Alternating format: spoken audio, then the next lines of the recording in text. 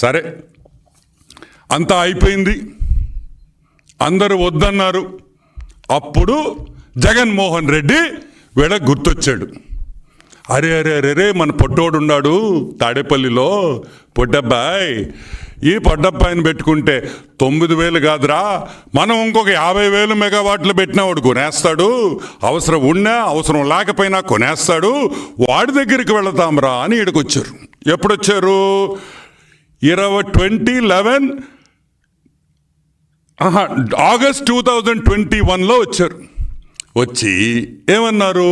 అభయా 9,000 ఉండే అభయ మా దగ్గర, ఎవడు కొనటం లేదు, నువ్వన్నా కొను అన్నాడు. ఏమన్నారు? ఎవరు కొనటం లేదు, నువ్వన్నా కొను అన్నాడు. దానిదేముందన్నా, కొంటావన్నా, ఎంత ఇస్తావన్నా అన్నాడు. ఎంత ఇస్తావన్నా అన్నాడు. అయిపోయింది పని. పరిగిచ్చింది ఫైలు, అర్ధరాత్రుల్లో పరిగిచ్చింది ఫైలు.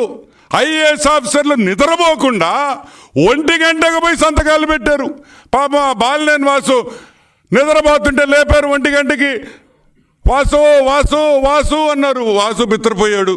ఏంద్రా 1 గంటకు వచ్చి వాసు వాసు అంటున్నారు మా ఇంటికాడ అని.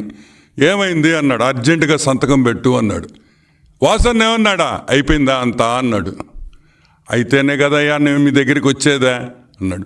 వాసన్న భయపడిపోయాడు. దీనమ్మది ఇదెందుకురా మనకి లేనిపోని ఫిట్టింగ్లు వద్దు అని వాసన్న పక్కకి వెళ్ళిపోయాడు.